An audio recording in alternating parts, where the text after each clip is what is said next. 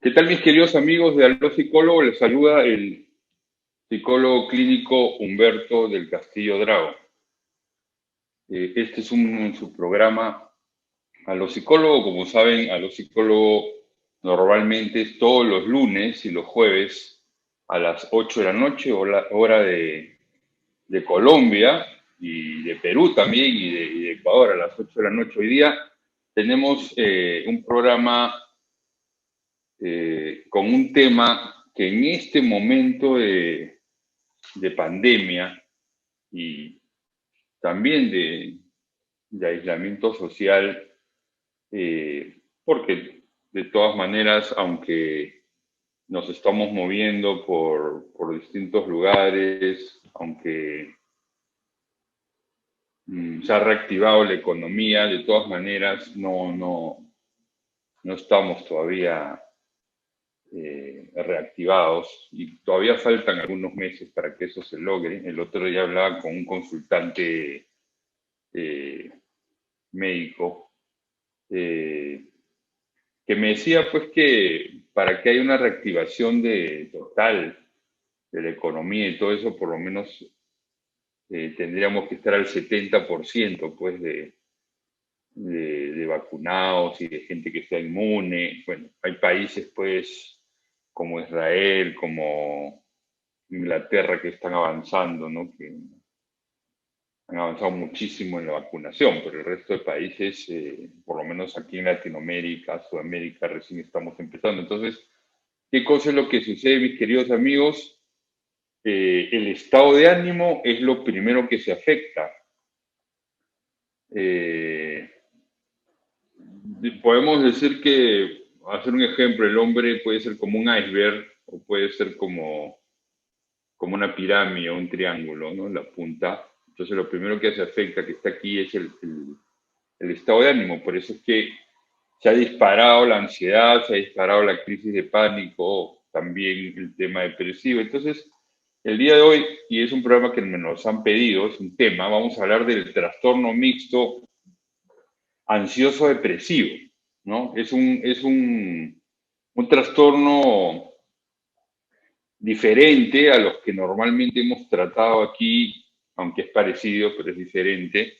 Los que hemos tratado aquí cuando hemos hablado de la ansiedad generalizada, cuando hemos hablado de la depresión, ¿no es cierto? Hemos hablado de la crisis de pánico, hemos hablado y hemos dado varios a los psicólogos sobre el tema del estado de ánimo, ¿no? Inclusive sería interesante también poder hacer un programa sobre el estado de ánimo, aunque creo que al principio, hace ya casi un año, por ahí hablamos del estado de ánimo y la evasión de la realidad, pero creo que podríamos volverlo a abordar. Eh, bueno, entonces vamos a hablar del trastorno mixto, eh, ansioso depresivo, ¿qué significa eso? Y a los amigos que están en el canal YouTube. Les pedimos entonces que nos hagan algún comentario de cómo nos están viendo por aquí, cómo se nos está escuchando. Y les recuerdo también que ahora esta transmisión es por Zoom desde la semana pasada y eso nos da la oportunidad entonces de poderlo compartir también en el canal YouTube del psicólogo Humberto del Castillo Drago. Así que, bueno, vamos a hablar quisiera que las personas que me están escuchando, que ya están conectadas, a ver si nos van diciendo cómo se nos escucha, si se nos escucha bien, ¿no? Para poder seguir avanzando. Y dentro de un momentico vamos a hacer el espacio, el espacio para compartir, que también lo hacemos. Muy bien, entonces cuando nosotros hablamos del trastorno mixto ansioso depresivo, estamos hablando de consultantes que tienen digamos, síntomas de ansiedad y síntomas de depresión juntos, digamos. Podríamos decir integrados. O sea, hay elementos de ansiedad y hay elementos de depresión, ¿no? Lo más frecuente es que los síntomas de ansiedad sean más acentuados que los de la depresión en este trastorno. Y estos consultantes, ¿no? Cumplen con los criterios diagnósticos específicos de ansiedad o depresión separados, ¿no? Por eso, es más, ustedes saben que existen dos manuales de psicopatología, ¿no? Uno, digamos, que es de la APA, de la Academia, digamos, de Psiquiatría Americana, y otro que es el CEI, que es más bien de la Escuela, digamos, de Psiquiatría Europea. Entonces, ¿qué cosa es lo que sucede? Que en el DSM-5, que es el de la APA, no sale este trastorno mixto ansioso-depresivo. Este trastorno mixto ansioso-depresivo es más bien estudiado por los europeos en lo que se llama el CI, ¿no? Entonces, este tema hoy en día es muy importante y hay que entenderlo. Como siempre, bueno, yo voy a ir avanzando un poquito y después vamos a someternos a las preguntas.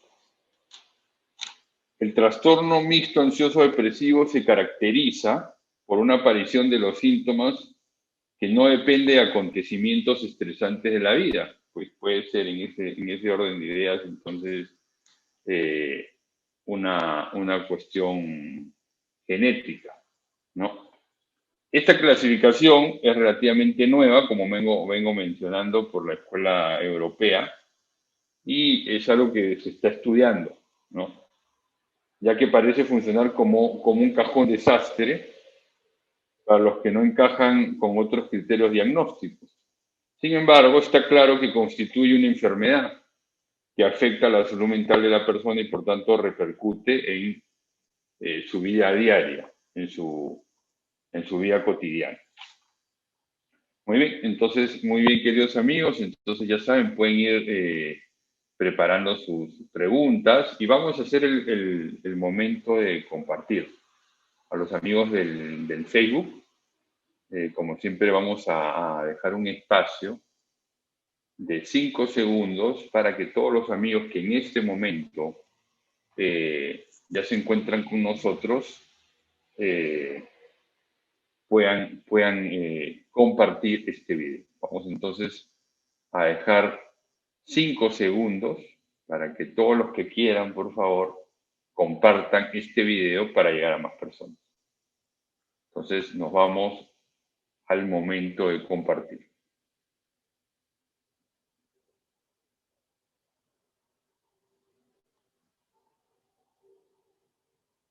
Muy bien, les agradezco entonces. Aquí hay varias personas que me están escribiendo. Lorena, María Luz Cueva, que se nos escucha muy bien.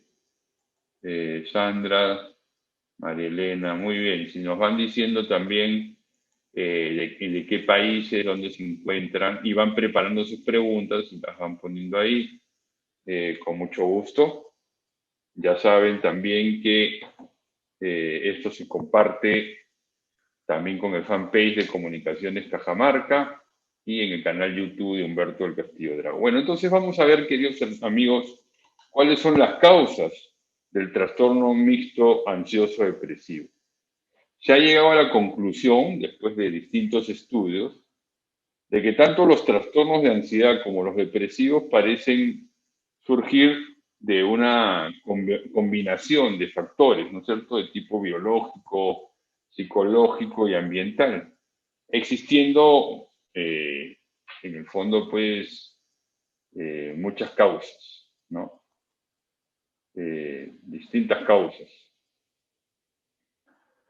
Como las causas de ambos trastornos son parecidas, no es extraño que se den conjuntamente, ¿no? De hecho, un 58% aproximadamente de consultantes con depresión mayor tienen también un trastorno de ansiedad. Miren qué interesante esto. O sea que el 58% de consultantes con depresión mayor tienen también un trastorno de ansiedad, ¿no? Que puede ser ansiedad social, que puede ser una ansiedad generalizada, que puede ser también una crisis de pánico. Y un 17,2% de los afectados por ansiedad generalizada presentan depresión.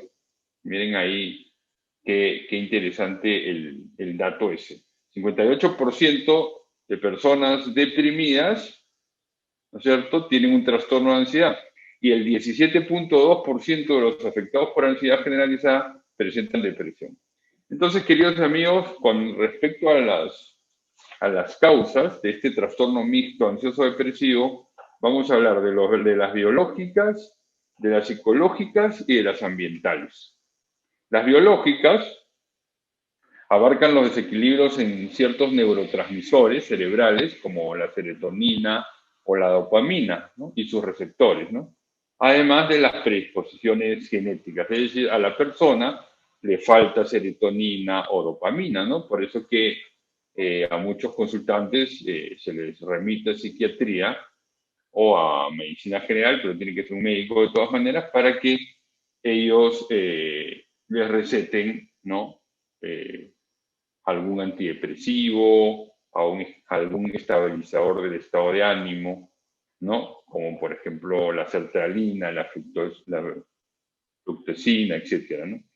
Otro factor importante son los factores psicológicos, como por ejemplo la personalidad, los rasgos disfuncionales de la persona, los valores, las creencias, ¿no? Y en ese sentido, sí, digamos, factores psicológicos no resueltos, como podría decirse, por ejemplo, también las heridas afectivas. Y luego vienen los factores ambientales. Muchos de nosotros provenimos, o muchas personas vienen hoy en día de familias disfuncionales, familias inestables, ¿no?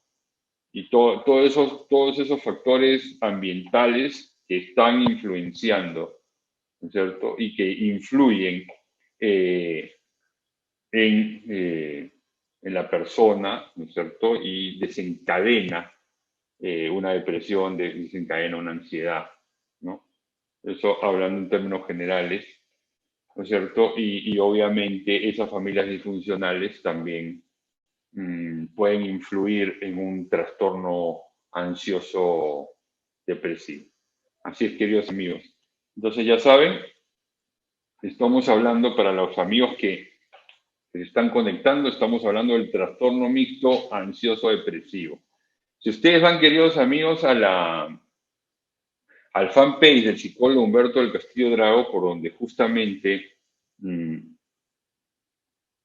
varios de ustedes están viendo este video, ahí hay una infografía, hay un resumen de lo que yo estoy diciendo en este momento, ¿no? A ver si, me imagino que Fernanda va a poder poner el enlace en este momento para que se lleven ustedes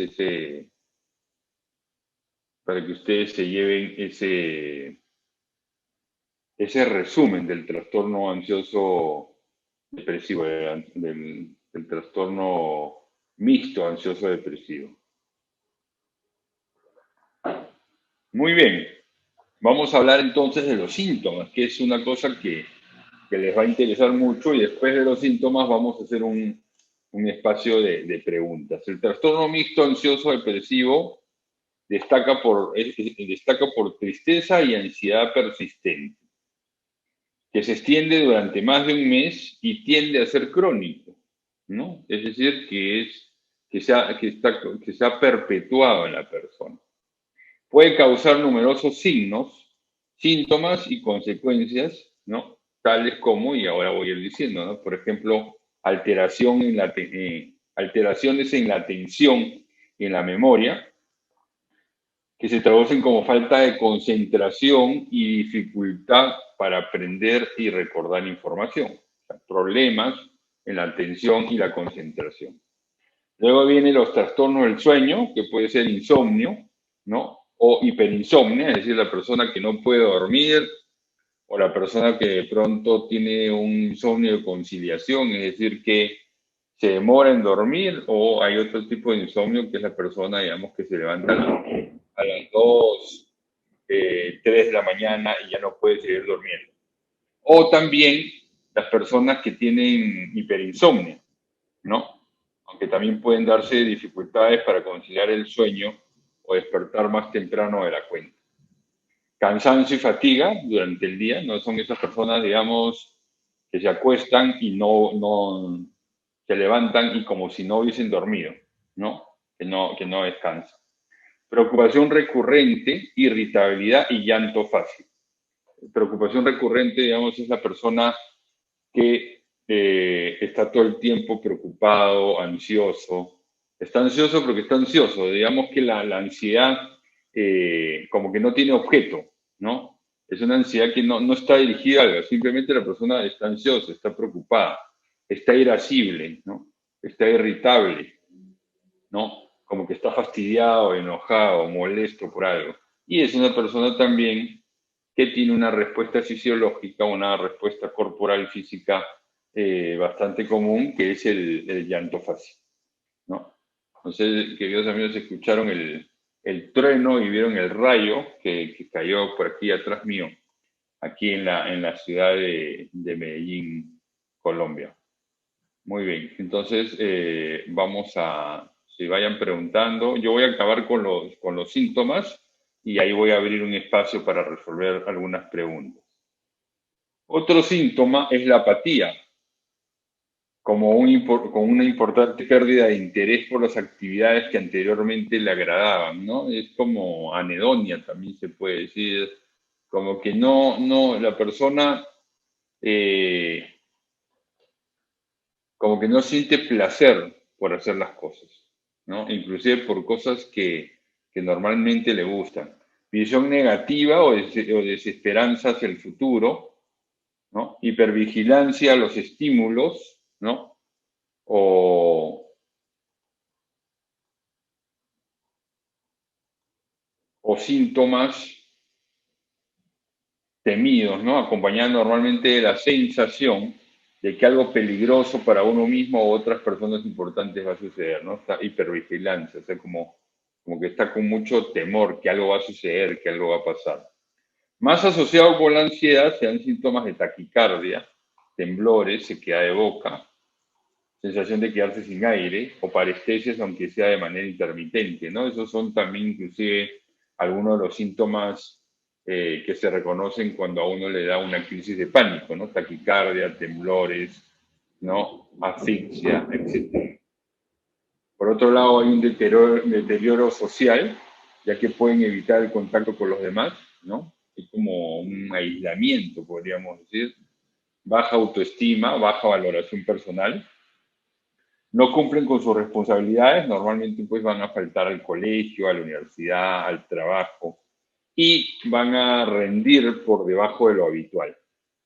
Por otro lado, también hay una apariencia descuidada, pudiendo notarse falta de aseo personal, abuso de drogas o alcohol, ya que suelen adoptar esos hábitos con el objetivo, ¿no?, de paliar o disminuir los síntomas que les atormentan, ¿no? Entonces, inclusive eso puede ser como un síntoma, ¿no? El consumo de drogas, de alcohol, porque están ansiosos o porque están deprimidos y en un momento, inclusive, pues eso que es un síntoma, el consumo de drogas, eh, se puede conseguir, se convierte ya no solamente en un síntoma, sino en un trastorno, ¿no?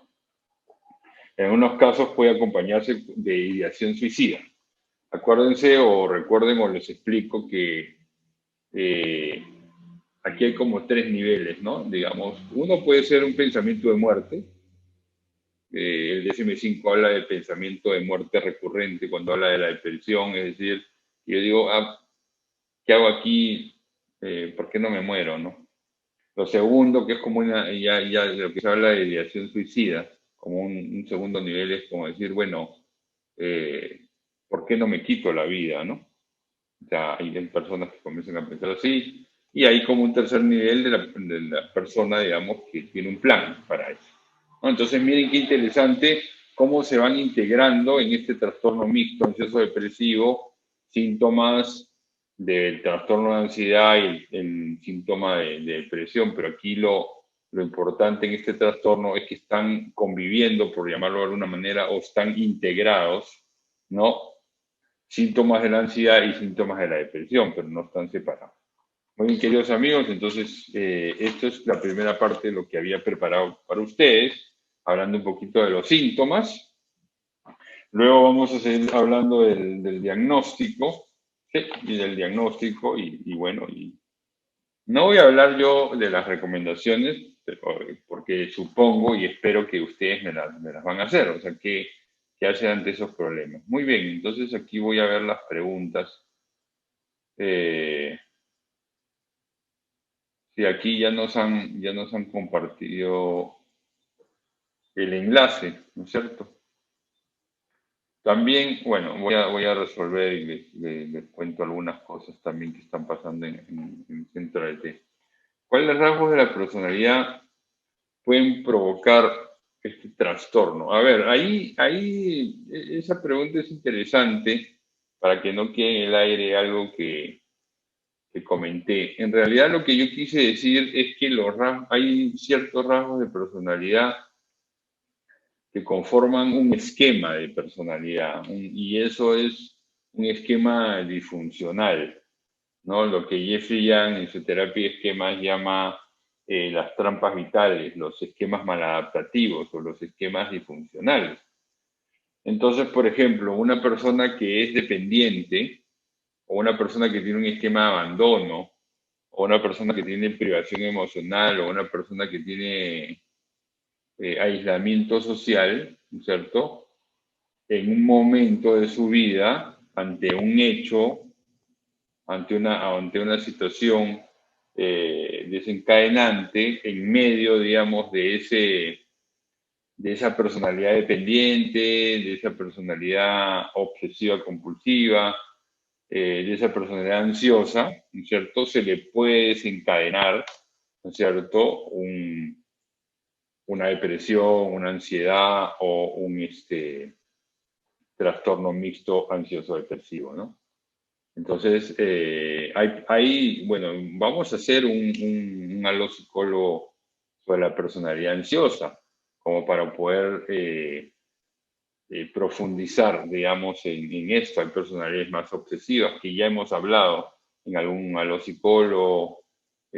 Una persona, por ejemplo, una personalidad obsesiva es una personalidad que lo busca controlar todo, que es perfeccionista, que eh, se angustia cuando él no controla la situación. Entonces, claro, esta personalidad, digamos, que tiende a la obsesión o que tiende a la ansiedad, digamos, podría terminar o en un trastorno de personalidad y teniendo este trastorno de personalidad, esta persona, este consultante, podría tener un problema en su estado de ánimo o un trastorno en el estado de ánimo.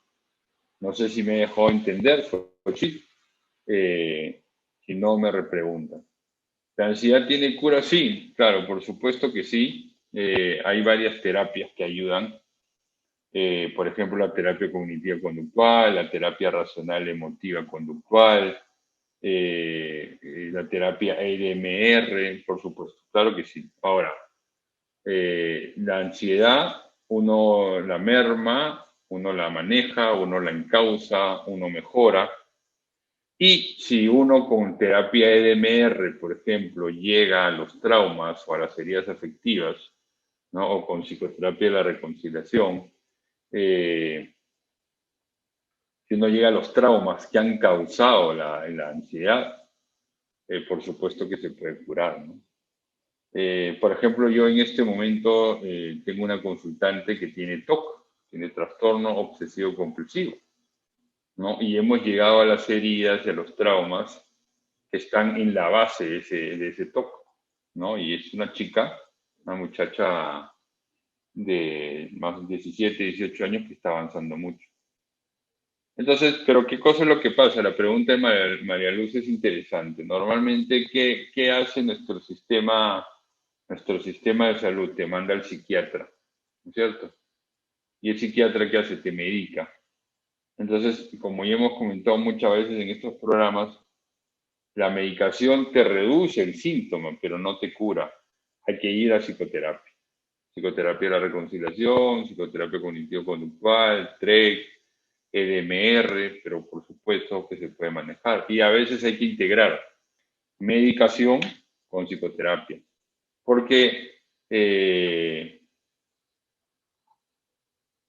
porque a veces, ahora te contesto, María Luz, esa pregunta está interesante. Hay que integrar psicoterapia con medicación. A veces en mi consulta me llegan personas que están muy mal desde lo físico, es decir, que la ansiedad o la depresión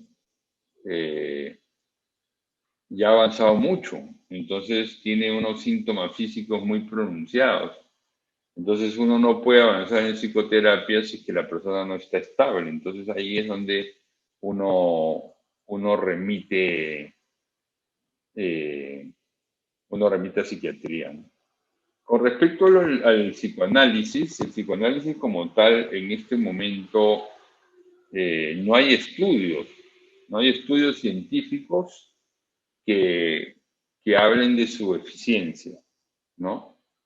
Hay algo que es como la continuación del psicoanálisis, que se llama la psicoterapia o la psicología dinámica o la psicodinámica, eh, que de pronto ellos sí están tratando de demostrar que su enfoque es eficiente, ¿no? El tema, digamos, con las terapias es que las terapias se tienen que validar en pacientes concretos, ¿no? Que son consultantes con los cuales uno ha tenido éxito, ¿no?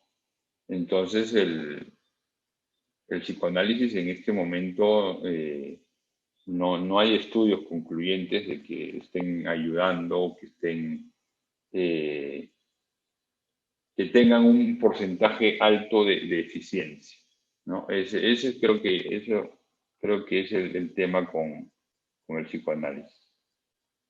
Muy bien, ¿qué otras preguntas, queridos amigos? Acuérdense, pueden compartir, los que no lo hicieron en el momento de compartir, lo pueden hacer. Vamos a ver si hay alguna pregunta por acá. Sí, yo estoy viendo las preguntas del Facebook. No sé si de pronto hay algunas personas conectadas en el canal YouTube, aunque todavía las personas, eh, sí, hay poquitos espectadores. Muy bien, hay que mirar ahí si hay alguien que va a preguntar. Pero muy bien, no hay ningún problema. Sí, estamos tratando, digamos, de llegar a más personas y creo que todo esto está siendo interesante. Entonces, a los amigos que están en el YouTube pueden seguir preguntando y,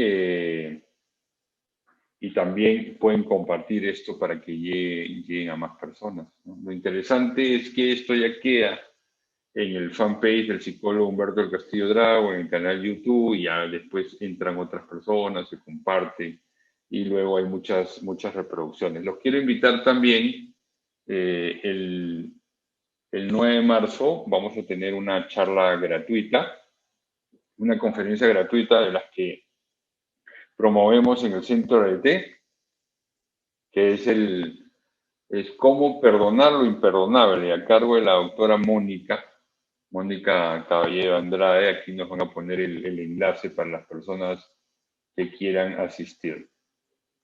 Muy bien. Sí, gracias por las preguntas. Entonces, aprovecho para avisar algunas cosas rápidas. La conferencia Cómo perdonar lo imperdonable, que es gratuita el 9 de marzo, ¿no?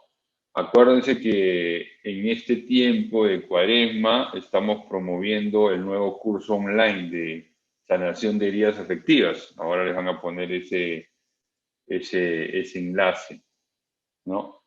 Entonces esos dos temas son importantes. Si quien quiera alguna consulta, van a poner también o me van a escribir en el WhatsApp más 57 313 660 3068. más 57, 313, 660, 30, 68. Sí, aquí, bueno, aquí ya nos pusieron cómo perdonar lo imperdonable, ¿no? La charla va a estar buena, es con base al libro Reconciliación de la Historia Personal, es muy importante. Bueno, ¿cómo llegamos a un diagnóstico? Habitualmente estos pacientes solicitan ayuda en consulta debido a los síntomas físicos, ¿no? Por ejemplo, alteraciones del apetito, del sueño, ataques de pánico, sin saber que esconden detrás cuadros ansioso-depresivos o depresivos ansiosos. Para diagnosticar este trastorno deben darse síntomas de ansiedad y de depresión, como los síntomas que acabamos de explicar. Además, ninguno de estos dos debe predominar claramente sobre otro, o sea, están integrados, o no deben de presentar la intensidad suficiente como para hacer diagnósticos diferenciados. Más bien, muchos de los síntomas que puede manifestar la persona se han originado tanto como por ansiedad como por depresión, siendo este como un solapamiento responsable de la complejidad en distinguir ansiedad de depresión. Por otro lado, es posible que los dos trastornos estén presentes y cumplan con los criterios diagnósticos. En ese caso, se podría diagnosticar al consultante de ansiedad y depresión a la vez. O sea, uno puede tener una ansiedad generalizada y uno puede tener un episodio de depresión mayor, pero no formaría parte del trastorno del cual estamos hablando. Es decir, hay personas que tienen un trastorno mixto ansioso depresivo. Ese es un trastorno. Y hay personas que pueden tener depresión mayor y ansiedad generalizada, ¿no? Entonces ahí ya viene la discusión y la pericia, pues, y los conocimientos del psicólogo clínico, ¿no? Por todo esto, puede que sea muy difícil llegar a detectar correctamente este problema. Bueno, ahí igual uno sabe que la persona hay que trabajar el estado de ánimo, ¿no? Desde la psicoterapia de la reconciliación, ese es el primer momento, la primera fase, la primera etapa, ¿no? El momento de los síntomas iniciales, ¿no? Eso me parece que es muy importante. Bueno, acá dice Caterine, buenas noches, doctor. Dígame si una persona se corta, ¿es porque tiene autoestima baja o depresión? Bueno, Caterine, mm, nosotros hicimos un aló psicólogo, de pronto podrías entrar a la sección videos del psicólogo Humberto del Castillo Drago, eh, y ahí vas a buscar un video que habla de la personalidad límite. La persona que se corta, se está autolesionando o se está automutilando. Normalmente eso es porque tiene rasgos de un trastorno que se llama el trastorno de personalidad límite o la personalidad límite, o lo que se conoce también como un borderline. Entonces eso no es por autoestima baja o por depresión, es más bien porque la persona siente una ansiedad y como siente una ansiedad que se le escapa de las manos, por decirlo coloquialmente, que no soporta más, se corta para liberar tensión, ¿no? Entonces, averigua, por favor, Caterine, en una personalidad límite o un trastorno de personalidad límite o un borderline, ¿no? Como te digo, en videos de, en videos de aquí de mi fanpage del Facebook, ahí hay una personalidad límite donde yo abordo ese tema. Pero está interesante porque el trastorno de personalidad límite es otra cosa, es diferente, ¿no? Los síntomas son diferentes. Vamos a hacer un programa también dentro de poco en cuál es la diferencia entre la bipolaridad y la depresión, ¿no? Porque también son diferentes, ¿no? Aunque antes no en la antigua, en el DSM cuarto, ¿no? La bipolaridad hacía parte de los trastornos depresivos, ahora están diferenciados. Muy bien, no sé si tienen alguna pregunta, voy a explicar un poco sobre el CI10 y con eso voy a acabar. Si tienen algunas preguntas o comentarios, háganlas, porque ya casi, ya estamos por terminar el programa, porque tratamos de que esto no exceda a los 40 minutos. El CI de la Organización Mundial de la Salud incluye este trastorno, indicando que debe darse una ansiedad grave acompañada de una depresión algo más leve. Y si están a niveles similares, debe priorizarse la depresión. Además, debe incluir, según el CI-10, depresión ansiosa leve o no persistente, ¿no? Para detectarla, se exige que se den síntomas somáticos, tales como palpitaciones, temblores, molestias estomacales, boca seca, ¿no? Y es importante considerar que los síntomas no sean debidos a acontecimientos vitales complicados o estresantes, como una pérdida importante o una experiencia dolorosa, ya que si fuera así se clasificaría como un trastorno de la adaptación, pero eso es otra cosa, ¿no? Interesante también que lo podemos tocar en algún momento. Existe entonces un gran debate entre incluir este trastorno como una categoría diagnóstica, pero el CI, ¿no es cierto? La Organización Mundial de la Salud lo ha puesto, ¿no? El DSM-5 no lo ha puesto, pero uno lo constata y bueno, yo en mi consulta he recibido varias personas que tienen este trastorno ansioso, o sea, no es que uno lo inventa, sino que guían personas con eso. Entonces, el debate está en que, por un lado, parece que no es un trastorno porque no presenta rasgos diferentes y típicos, pero por otro lado no se puede dejar sin diagnóstico y por tanto sin ayuda a muchas personas que están sufriendo debido a esta condición. Entonces, este trastorno mixto ansioso depresivo es el que integra eh, los síntomas que yo mencioné. Muy bien, queridos amigos, eso es entonces lo que uno tiene que hacer para trabajar este trastorno es trabajar con terapia cognitivo-conductual, con terapia EDMR. Ahora, el modelo que tenemos en el centro del T parece que es un modelo importante, interesante, porque tiene 3 momentos. Entonces, se trabaja los síntomas iniciales, que es trabajar en el estado de ánimo, por ejemplo, pero después se va a trabajar en los rasgos de personalidad, ¿no? Con terapia esquemas, o se puede trabajar la creencia nuclear, las distorsiones cognitivas, ¿no? Y luego, ese es el segundo momento. Y el tercer momento es trabajar, digamos, en los traumas, ¿no? O trabajar también en las heridas afectivas, que son las que pueden estar causando, digamos, esa ansiedad o esa depresión. Muy bien. ¿No hay más preguntas? Sí, muy bien. Bueno, compartan este video, queridos amigos. Compartan también la infografía, ¿no? Que es un resumen para que mucha gente se informe, ¿no? Y yo lo que les recomiendo es que si ustedes sienten síntomas de ansiedad, de depresión, primero, queridos amigos, vayan al psicólogo clínico. Eso es lo que hay que hacer. Ir al psicólogo clínico, ¿no? Porque, y que el psicólogo clínico ya vea, ¿no es cierto?, en qué momento los deriva a psiquiatría, porque a veces empezamos al revés, ¿no?